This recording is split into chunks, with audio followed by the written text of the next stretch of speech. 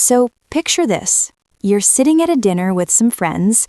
Maybe it's a birthday, maybe it's just one of those casual Saturday things that somehow turned into everyone updating each other on their lives. And someone mentions they just paid off their house. Someone else is talking about maxing out their retirement account for the third year in a row.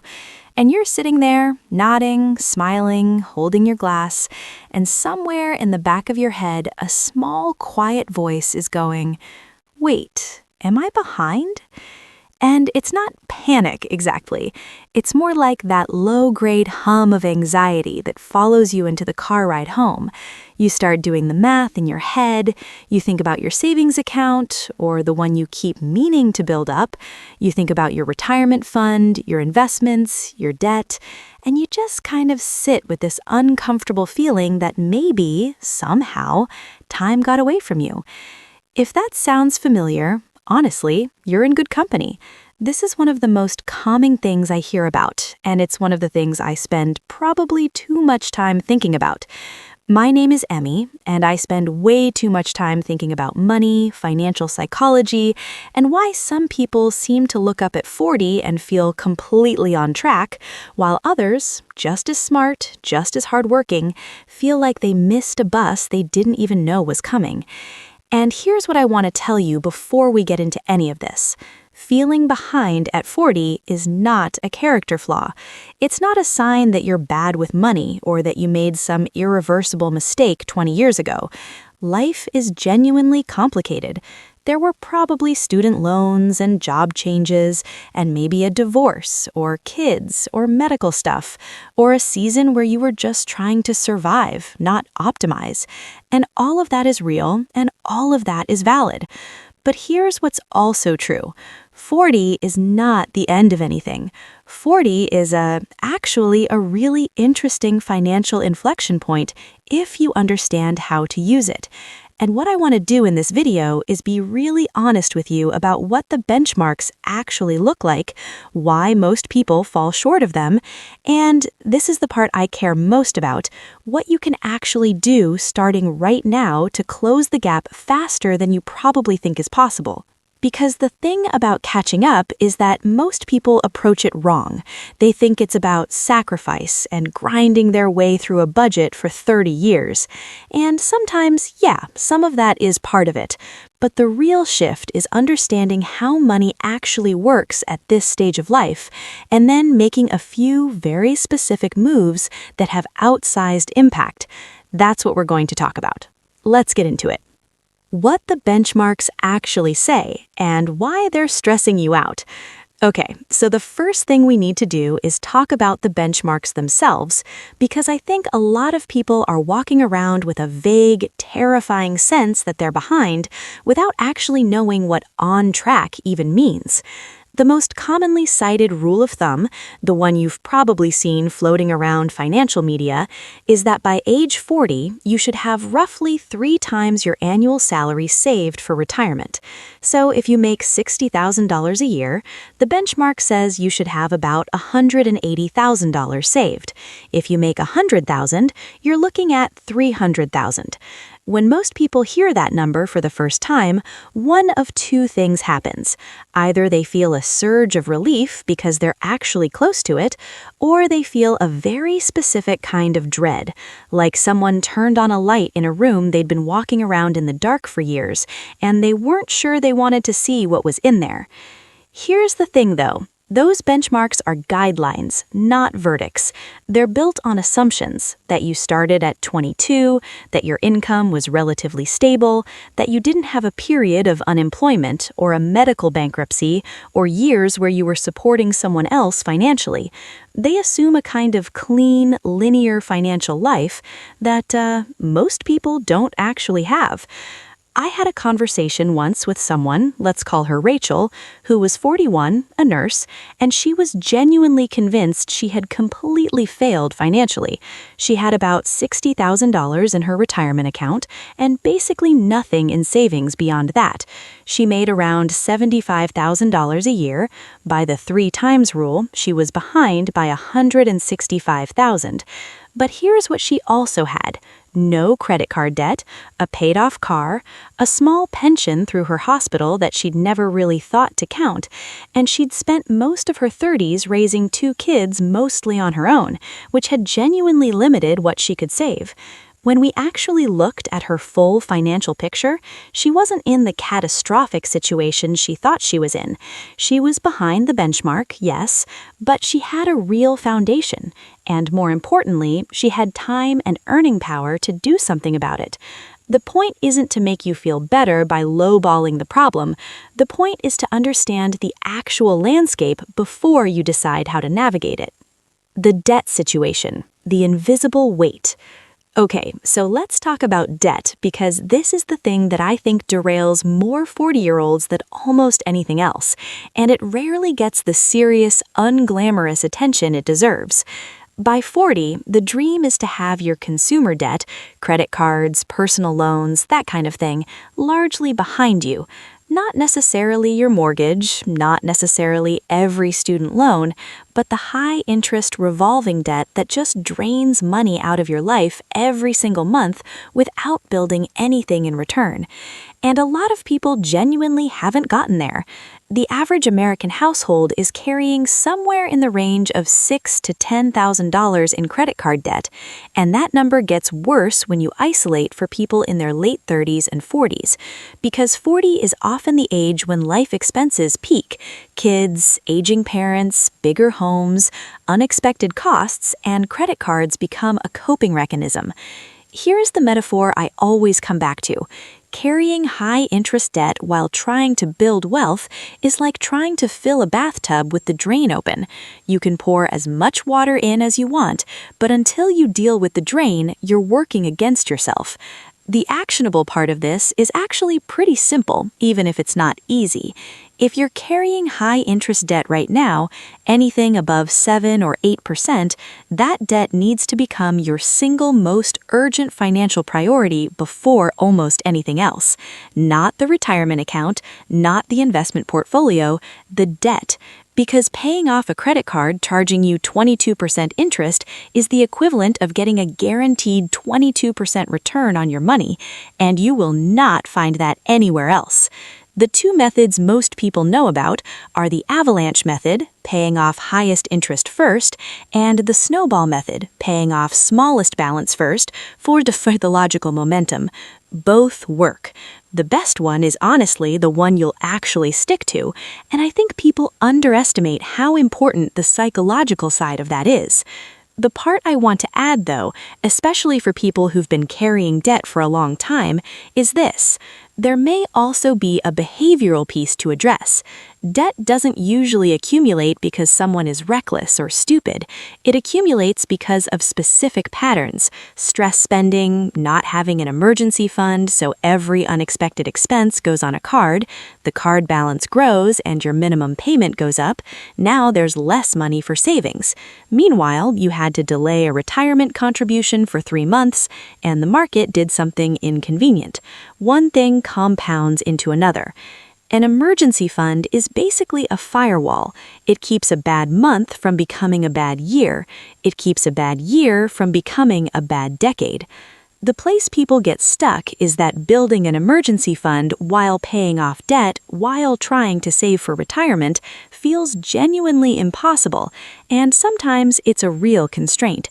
The practical middle path that a lot of financial planners suggest is to build a small starter emergency fund first, like $1,000 to $2,000, enough to handle most minor emergencies without reaching for a card, and then attack your high-interest debt aggressively and then come back and build the full fund. It's not perfect, but it's workable, and workable beats perfect.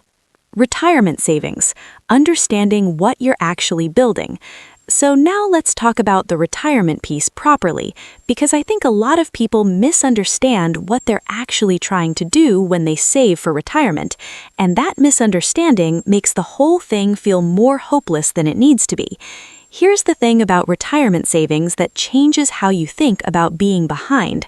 The growth in your retirement account is not linear, it's exponential, meaning the money you save in your 40s doesn't grow the same way the money you saved in your 20s did, which is true. Your 20s savings did have more time. But the money you save in your 40s is still going to grow significantly because compound interest doesn't stop working at 40. Let me give you a real illustration of this. If you're 40 years old today and you start contributing, let's say, $500 a month to a retirement account, and you do that consistently for 25 years until you're 65, and that account earns an average annual return of 7%, which is a pretty conservative assumption based on historical market averages, you'd end up with roughly $400,000, just from that $500 a month starting at 40. Now, yes, someone who started at 25 with the same contribution would have significantly more. The math is real. But the point is that you're not done. The game is not over. $500 a month from 40 is not a consolation prize. It's a serious amount of wealth being built. The key lever here is the contribution rate. If you're currently contributing just enough to get your employer match and no more, that's a starting point. But at 40, it probably needs to become more. The IRS actually acknowledges this. People 50 and older are allowed to make catch-up contributions to their 401k and IRA, meaning you can contribute more than the standard annual limit. In 2024, the standard 401k limit is $23,000 a year, and once you hit 50, you can add an extra $7,500 on top of that. That catch-up provision exists because the government literally built the tax code around the reality that people need to make up ground in their later earning years. The uncomfortable truth is that for most people who are behind at 40, the path forward involves increasing income, decreasing expenses, or both, because the math often requires a contribution rate that current income and current lifestyle can't support simultaneously. I know that's not the fun part, but I think it's more helpful to be clear about it than to pretend there's some clever trick that makes the math not apply to you. Net worth, thinking about wealth beyond your bank account. One of the mental shifts that tends to really help people at 40 is getting honest about their full net worth picture, not just their savings account or their retirement fund, but everything. Net worth is simply what you own minus what you owe, your assets minus your liabilities. And when people actually sit down and calculate this for the first time, the result is almost always different, sometimes much better, occasionally worse than what they imagined. A common target that financial planners reference is having a net worth roughly equal to your annual salary by 30, and by 40, you'd ideally want that to be somewhere between 3 and 5 times your annual income, depending on your goals and your intended retirement age. But again, guideline, not verdict. What counts on the asset side? Your retirement accounts, obviously, your savings and investments, the equity in your home if you own one, meaning not the home's value, but the difference between what it's worth and what you still owe on the mortgage, the value of a business if you own one. Even certain life insurance policies have cash value. What I find interesting is that when people do this exercise for real, they sometimes discover they're in better shape than they thought. Maybe they have $40,000 in a 401k, but they also have $30,000 in home equity and $15,000 in other savings, and suddenly their net worth is not $60,000, it's $85,000. That's a more accurate number to work from. The flip side is that this exercise also clarifies liabilities you might be vaguely aware of, but haven't really confronted. The remaining student loan balance, the car loan, the HELOC, all of it needs to be on the table. The reason this matters practically is that it changes your strategy. Someone with a relatively low cash savings but significant home equity has different options than someone with the same income but no equity anywhere. You make better decisions with accurate information. Income, the underrated side of the equation. Okay, so here's the thing I genuinely think doesn't get enough attention in these conversations. Most personal finance content focuses obsessively on cutting expenses, budgeting, optimizing your spending, and all of that matters, but there's a ceiling to how much you can cut. There is no ceiling to how much you can earn. If you are 40 and behind on your financial goals, increasing your income is in many cases the single highest leverage move available to you, and 40 is actually a really good age to do it, because you have something that 25-year-olds don't: experience, expertise, professional credibility, and in many fields, you're hitting your peak earning years. This might look like asking for a raise you've been putting off having a conversation about. It might look like moving to a better compensated company in your field. It might look like developing a specific skill that commands a premium. It might look like starting something on the side, a freelance practice, a consulting arrangement, something that converts your existing knowledge into additional income streams. I want to be real about this though, because I know the just make more money advice can feel a little glib when you're genuinely stretched and exhausted. You might have kids, you might have health stuff, you might be in a caregiving role for an aging parent. The available hours and energy in your week might be very limited. That's real, and I don't want to wave it away. But even inside those constraints, there's often a version of an income increase that's accessible. It just requires thinking a little creatively about what you know and what the market will pay for it. The person who's been a project manager for 15 years probably has skills that a smaller company would pay handsomely for on a part-time consulting basis. The nurse with specialized experience in a particular unit might have more leverage to negotiate than she's exercising. The teacher who's built curriculum for 10 years might have something worth selling to other educators online. This isn't about hustle culture or grinding yourself into the ground. It's about recognizing that at 40, you have accumulated value that the market hasn't necessarily finished compensating you for yet. The investment gap, when saving isn't enough. Let's talk about something that a lot of people in their 40s quietly realize they've been doing wrong: keeping too much money in savings and not enough in investments. There's a very understandable psychological reason this happens. Savings accounts feel safe. You can see the number, it doesn't go down. After the financial anxiety of building an emergency fund or recovering from debt, the idea of putting money into something that can lose value feels genuinely terrifying. But here's the thing: inflation is real. If your money is sitting in a savings account earning 1 or 2% and inflation is running at 3 or 4%, your money is losing purchasing power every year, just quietly without anyone making a big announcement about it. Investing, particularly in diversified, low-cost index funds, is how you give your money a real chance to grow. This is where the 7% historical average return I mentioned earlier comes from.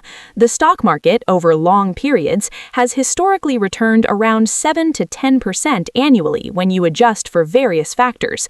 That doesn't mean every year is positive. Some years are deeply negative, but over the 20 to 25-year horizon that a 40-year-old has before retirement, the historical pattern is very much in your favor. If you're new to investing or it feels overwhelming, the simplest possible starting point is a target date retirement fund through your employer's 401k or a simple 3-fund portfolio in an IRA. You don't need to understand options trading or individual stock analysis. The boring, simple approach, consistent contributions to diversified index funds held over a long period, has outperformed the vast majority of complicated strategies. The key thing to internalize at 40 is that time is still an asset. 25 years of compound growth is not nothing. It's actually quite a lot. The lifestyle conversation nobody wants to have. I can't do a video about this topic and skip the lifestyle part, even though it's the part that makes people uncomfortable, so let's just be honest about it. There's a version of being behind at 40 that's genuinely about bad luck or circumstances outside your control. But there's another version, and I say this with real empathy, not judgment, that's partly about lifestyle choices that outpaced financial progress, the house that was a little too big, the cars that were replaced a little too frequently, the vacations that went on credit cards because life is short and you deserved it, the subscription services and the restaurant habit, and the slow expansion of what felt like normal spending. None of those things are moral failures, they're just human. We're wired to match our lifestyle to our peer group, to respond to advertising, to weight present pleasure against abstract future security in ways that consistently favor the present. It's not weakness, it's psychology. But if you're 40 and you want to change your trajectory, there's usually an honest conversation to have about where money is actually going. Not to punish yourself, not to strip your life down to nothing, but to find the places where spending isn't actually buying you the happiness or comfort you think it is, and redirect some of that toward the future version of your life. The research on this is actually kind of fascinating. There's a concept called hedonic adaptation, which is basically our tendency to return to a baseline level of happiness, regardless of what we acquire or experience. The new car feels amazing for 3 months, and then it's just your car. The upgrade to the bigger house is wonderful until it becomes the house you stress about affording. Understanding that pattern gives you permission to make different choices without feeling like you're depriving yourself.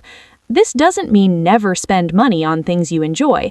It means being a little more intentional about which things actually sustain your happiness versus which things just temporarily spike it before you adapt. The insurance and protection gap.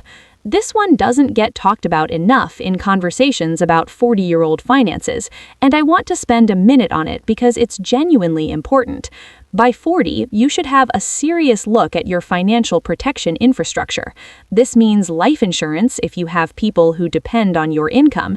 It means disability insurance, which is actually statistically more important than life insurance for most people in their working years, because the likelihood of a long-term disability that prevents you from working is higher than most people realize, and the financial consequences of losing your income without protection can be devastating. It also means having a will and basic estate documents. I know, nobody wants to think about this, but if you have children or a partner or any assets at all, not having these documents in place is a real risk. A will, a healthcare directive, a power of attorney, these are not just for rich people, they're for anyone who has people they love and things they own. I promise I won't spend more time on this than necessary, but if you're 40 and you've been putting off the "I need to get a will done" task for approximately a decade, let this be the gentle nudge. It's not as complicated or expensive as you're imagining. Okay, so let's bring this all together because I want to give you something genuinely actionable to leave with. Catching up financially in your 40s is not about one dramatic gesture. It's not about finding a hot stock or starting a business that blows up overnight. It's about stacking several moderate improvements simultaneously and letting them compound. Start with clarity. Do the net worth calculation. Get the actual number. Don't estimate. Actually look at every account, every debt, every asset, and write it down. You cannot navigate toward a destination you're refusing to look at clearly. Then prioritize ruthlessly. High-interest debt first, a basic emergency buffer second. Then increase retirement contributions as aggressively as your budget can support. Then address any gaps in protection and basic legal documents. Then invest any remaining surplus in low-cost index funds. Look honestly at the income side. Are you being compensated appropriately for your level of skill and experience? Is there a conversation you've been avoiding at work? Is there a skill you could develop that would meaningfully increase your earning power in the next 2 to 3 years? And look at the lifestyle side, without shame, but with honesty. There are probably places where spending has crept up over time that don't actually correspond to increases in happiness. Identifying those isn't about punishment, it's about redirecting resources toward the life you actually want in the future. The other thing I want to say, and I mean this, is that the emotional piece of this matters. Financial stress and shame and avoidance are self-reinforcing. The more anxious you feel about money, the harder it is to look at it clearly, and the harder it is to look at it clearly, the more anxious you feel. Breaking that cycle sometimes means giving yourself genuine grace about the past, while also committing to doing something different going forward. You're not as behind as you feel. Here's where I want to land because I think this is the most important thing. The feeling of being behind is often more extreme than the reality. Not always, sometimes the math really does require significant change, but more often than not, people who feel completely lost financially are actually in a position that's genuinely recoverable, and sometimes much more quickly than they expect. The research on compound growth is almost counterintuitively optimistic. Small, consistent changes sustained over time produce results that seem disproportionate to the effort. Increasing your retirement contribution by $200 a month for 25 years doesn't just produce $200 times 12 months times 25 years. It produces something closer to double that because of how growth compounds on itself. And 40, despite the cultural anxiety we attach to it, is not late. People live into their 80s and 90s now. The financial runway is long. The decisions you make this year and next year and the year after that genuinely matter, not because every month of delay is a catastrophe, but because every month of intentional action is a real thing that adds up to a real outcome. I started this video by painting that dinner party scene. You know, the one where someone mentions their paid-off house and you go quiet in the car on the way home. And I want to end by saying something about that. That feeling isn't an alarm bell telling you failed. It's information. It's your future self trying to get your attention. And attention is exactly what it needs. Not panic, not shame, just attention and then action. You have time. You have earning years ahead of you. You have the ability to understand this stuff. And you clearly do because you're here. Now it's just about taking what you know and turning it into the next step.